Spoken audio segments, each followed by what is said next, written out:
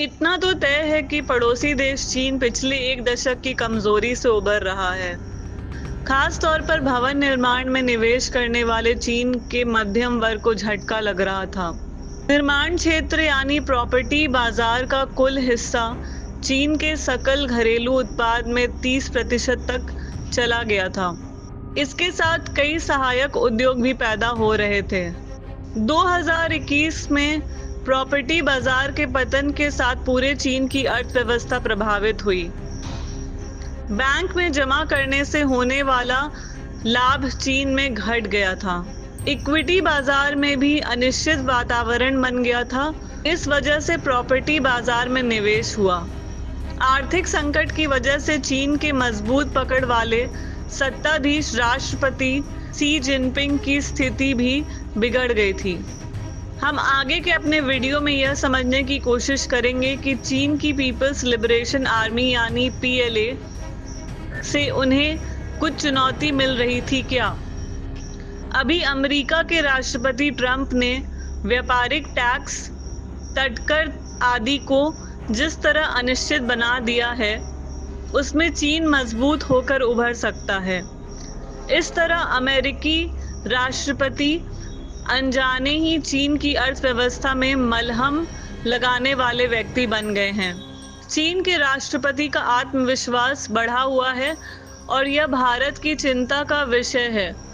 अपने आर्थिक गतिरोध से उबरकर चीन ने बेल्ट रोड पर पूंजी लगाई है और इसके माध्यम से दक्षिण अफ्रीका के बाजार तक अपनी पहुंच को मजबूत करने में लगा है। कूटनीतिक स्तर पर भी चीन भारत के पड़ोसी देशों में मजबूत पकड़ बनाने में लगा है। अभी पाकिस्तान में चीन ने हर तरह से समर्थक भूमिका अपना ली है। चीन अभी आगे बढ़कर भारत की तरफ मैत्री के हाथ भी बढ़ाता है, परंतु दूसरी तरफ आज चीन पाकिस्तान को अपने भाई की तरह अपना रहा है। अब कोई संदेह नहीं है कि चीन पाकिस्तान जैसे देश की सुरक्षा के प्रति प्रतिबद्ध है। चीन अब आगे बढ़कर पाकिस्तान की सैनिक क्षमता को बढ़ाएगा। इतना ही नहीं, भारत के विरुद्ध पाकिस्तान को खड़ा करने की कोशिश भी करेगा। चीन और भारत के बीच शक्ति का भी अंतर हम सभी जानते हैं। भारत के पास रास्ता है। पड़ोसी देशों के साथ भारत को अपने रिश्ते फिर से मजबूत करने होंगे।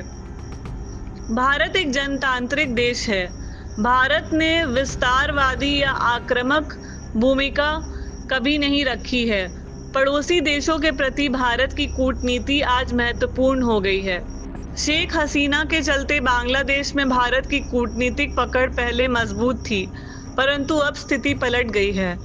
आज पहले से भी ज्यादा जरूरी हो गया है कि बांग्लादेश, मालदीव, श्रीलंका, भूटान और नेपाल जैसे देश भी भारत से अपनी परंपरागत नजदीकी को फिर से मजबूत करें। चीन के पास परमाणु संयंत्र के दृष्टिकोण से या आधुनिक मोटर कार बाजार के लिए सेमीकंडक्टर के रूप में महत्वपूर्ण आपूर्ति श्रृंखला है।